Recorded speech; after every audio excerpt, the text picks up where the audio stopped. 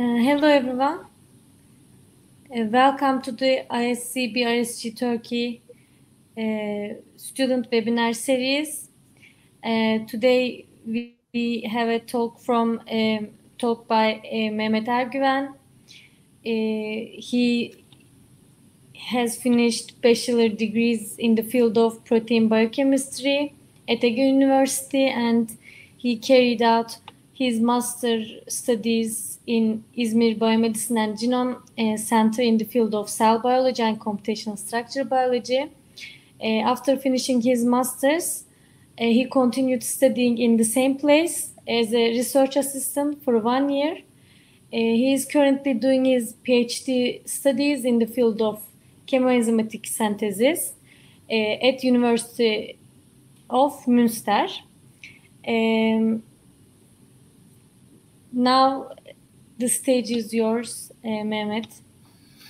Thank you. Hello everyone. I will now start my presentation. Yeah, I hope you can see it. And okay, so today I'm going to present our recent publication named How Far Are We from the Rapid Prediction of Drug Resistance Arising Due to Kinase Mutations. So to be able to give the message of the research, I need to first explain my background and why did I feel the necessity of doing such a research. So of course, it was out of the need to explain my wet lab studies initially. So during my studies, master studies in İzmir Biomedicine and Genome Center, I used to work in cell biology using tools such as cell culture and trying to explain the protein function by using these techniques. But however, it is superficial. You cannot make a clean, distinct explanation with such techniques. So after a while, I wanted to be able to make mechanistical explanation of my research, and of course, I had to dive in computational structural biology because I was studying protein structure and function, after all, in theory. So, and during my PhD, I shifted more towards protein biochemistry and organic chemistry. So in the present study, we wanted to evaluate the online web servers, their prediction accuracy on protein kinase point mutation and kinase inhibitor binding affinity. So this is what I wanted to, this is the gap that I wanted to fill in my wet lab research. And then we also wanted independent standalone computational research too. So inspired by that, we wanted to benchmark a set of online available affinity prediction web servers so that we can learn which web servers is most accurate. We can harness it in our experiments, etc. So to that end, of course, you need that web servers available at one hand, and you also need your standards on which you can test your web servers.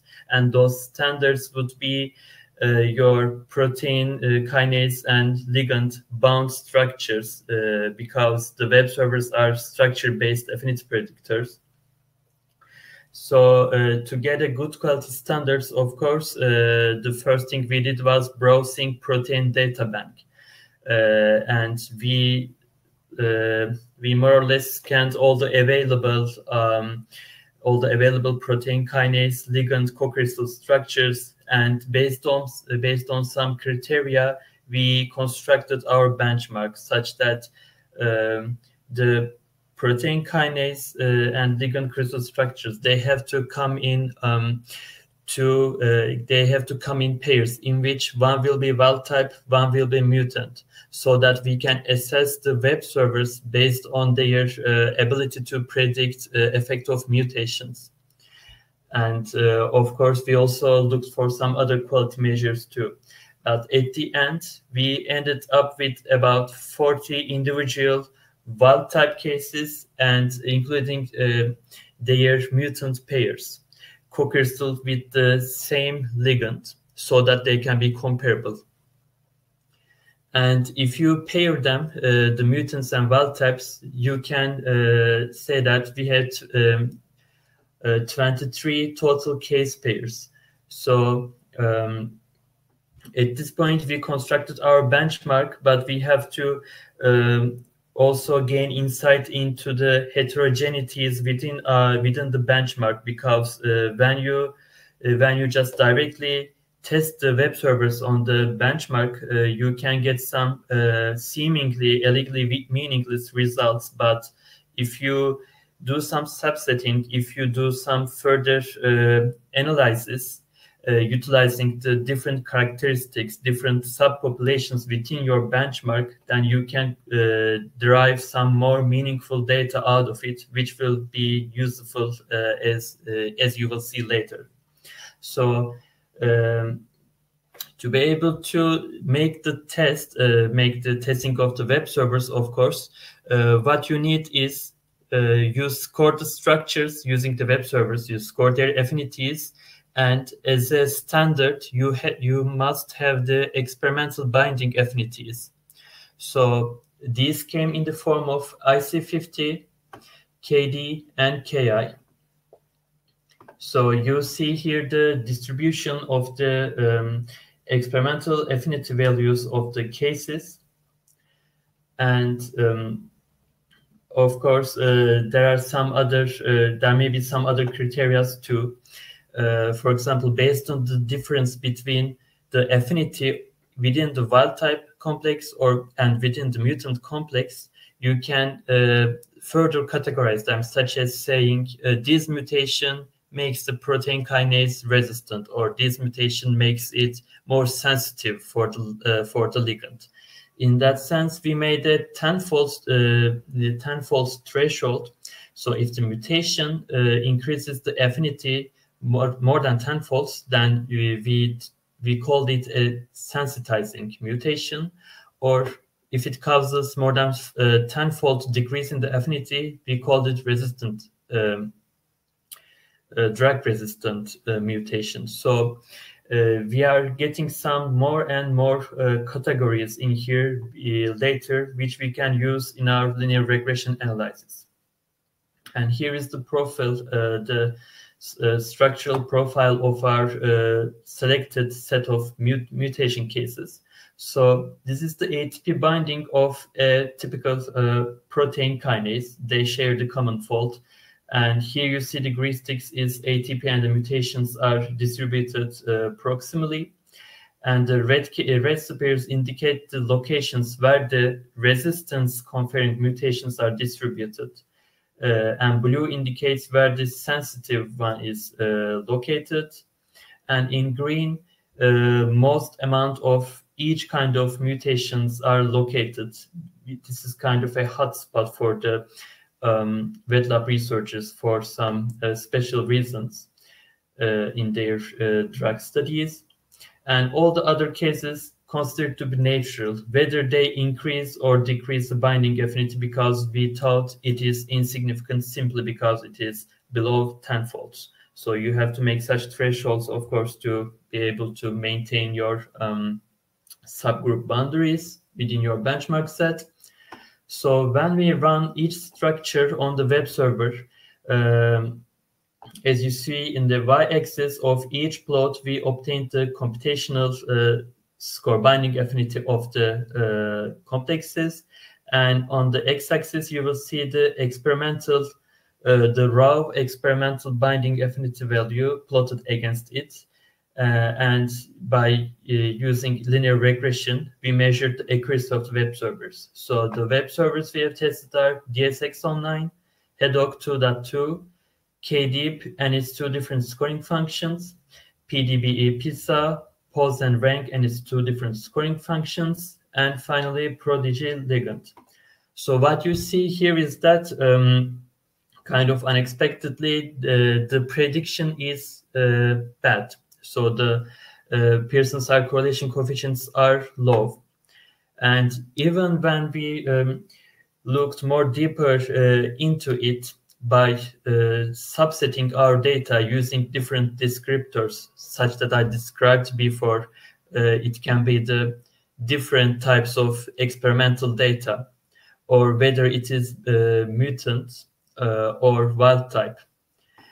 Even when we repeated the linear regression analysis with different subsetting, we could not improve the correlation. So at this point, we asked ourselves whether the web servers are really bad, and this field really needs to be, developed from scratch again, or what if we are using a kind of suboptimal approach to assess their accuracy.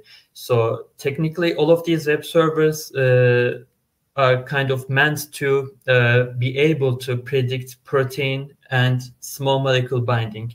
And everything we have in the benchmark is also protein and small molecules, whether or not it is mutant. So it should be able to predict it in theory, but it is not. So we have to come up with another evaluation, in which we decide to evaluate the cases relatively. So relatively means, in that sense, we are not putting individual wild type and individual mutant cases in the correlation test. Instead, each pair becomes a single data point because each mutant case is evaluated with respect to its normalized with respect to its wild type partner. So this means that in the previous plot, you will see all the wild type experimental wild type and mutant data points separately, but in here they are using the subtraction of them. They are normalized and they represent a single data point. And in theory, this should directly show somehow that whether the web servers are capable of predicting the affinity change upon mutation. So, which is more consistent with the title of the research, after all, because we want to look for the software that is most capable of predicting the what happens once we mutate the enzyme. So in that case, we obtained more meaningful results in general, but the most standing out one was the DSX-ONLINE web server scoring the KI-associated subset of cases. So, of course, we have a very low amount of cases in here, so we cannot draw very ultimate conclusions out of it because the sample size is really low. On the other hand, that's all we had at the moment, because that's what the protein data bank could offer. So this means that DSX-ONLINE could make a really good prediction on using the KI descriptor.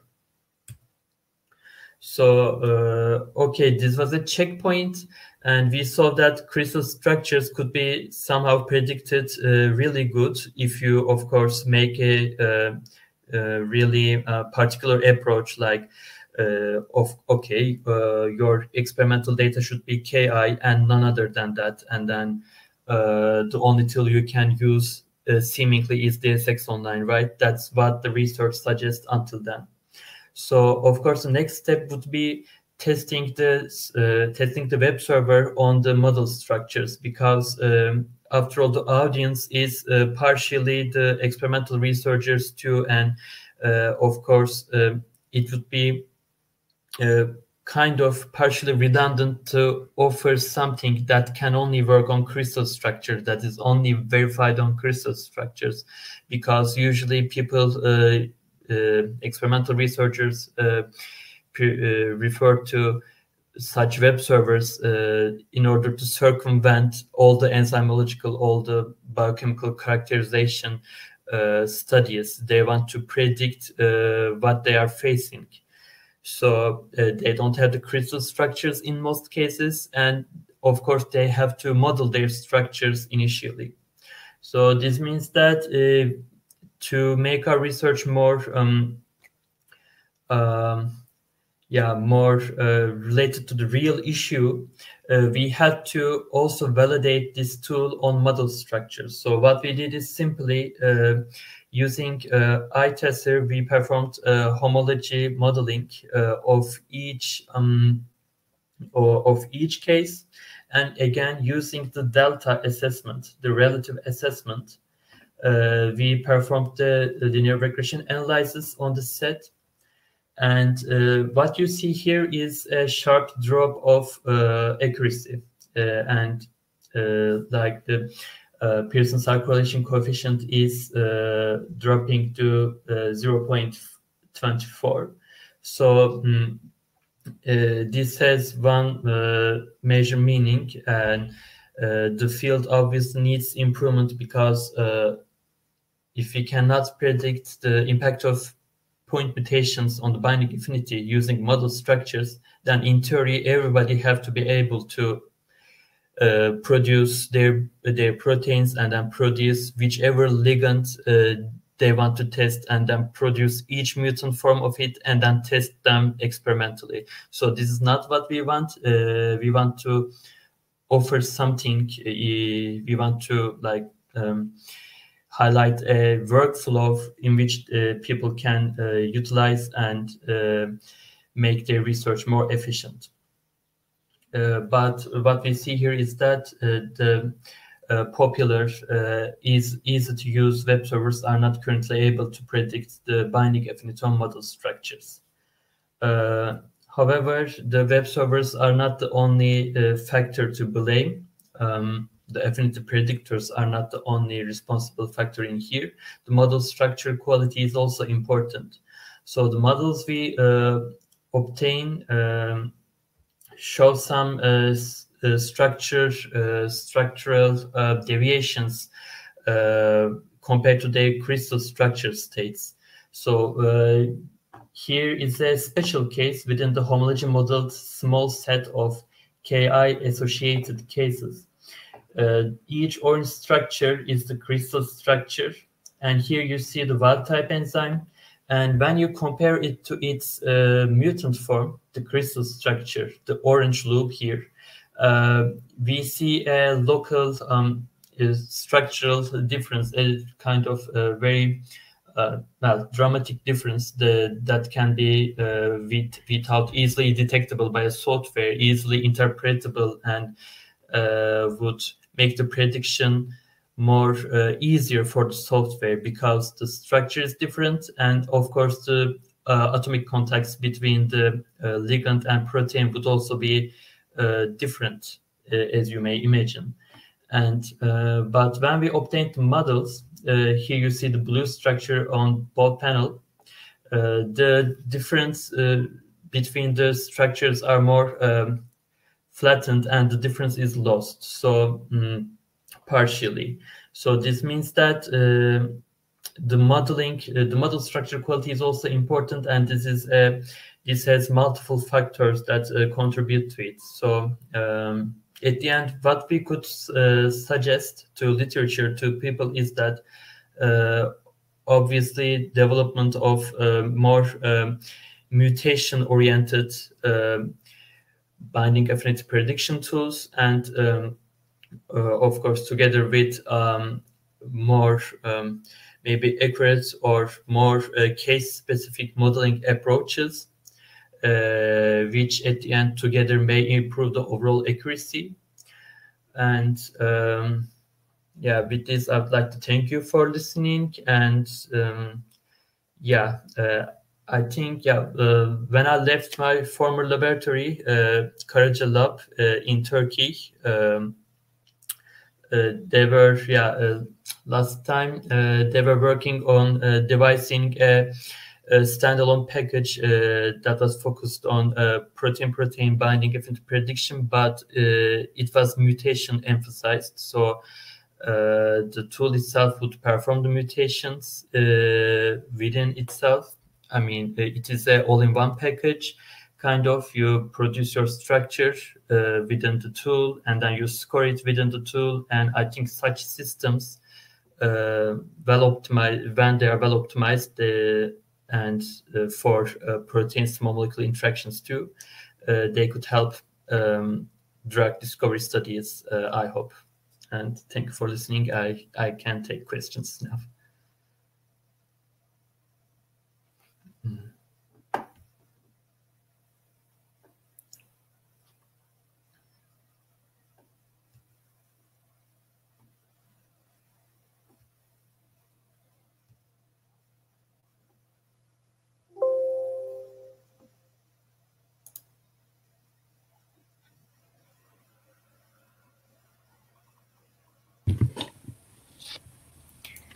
Mehmet, we have some comments on that the webinars was so complicated.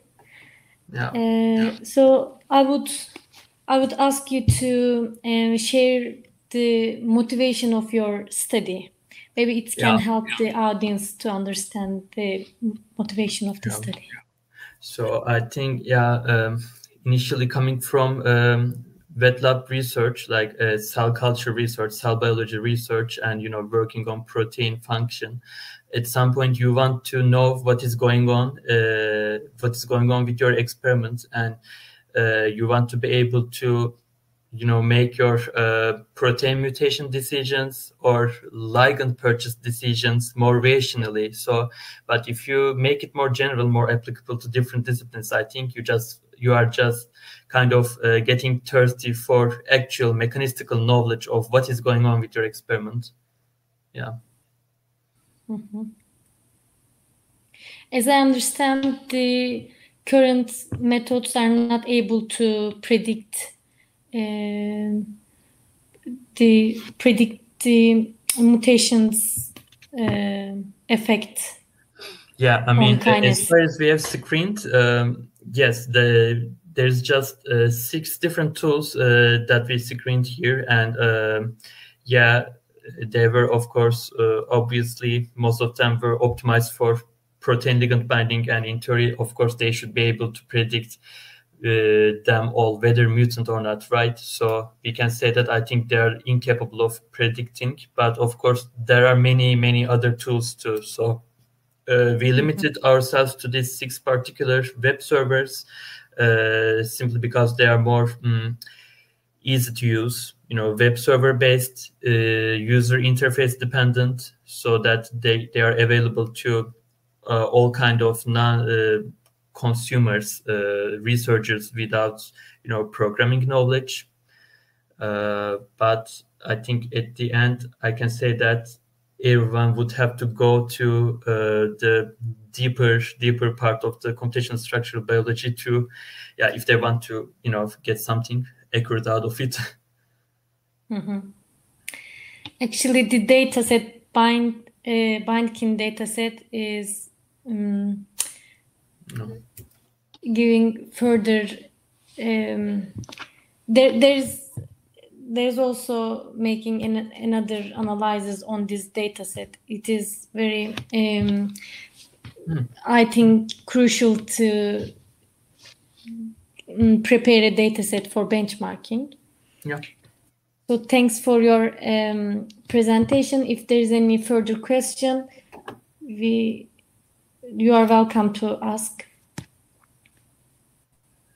Okay, I think I will stop sharing, or up to you. Okay. Yeah. If someone asks about the particular slide page, then I can open it again.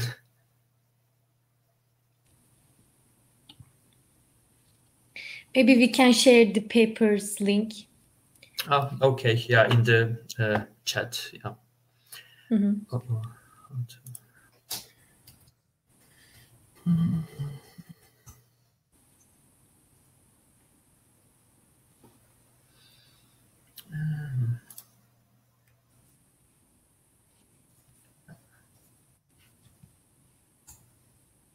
Okay, I sent it. Thank you, Mehmet. if there's no further question, thank you for your attendee, and especially thank you, Mehmet, for your webinar. Thank you. Okay. Thank you for coming. Yeah. This webinar will be shared on YouTube, so you can re-watch again. And also, I think, ask your question to Mehmet from his mail. We will share the mail at the end of the video on YouTube. So thank you again, and have a nice evening. Yeah. Bye. Bye.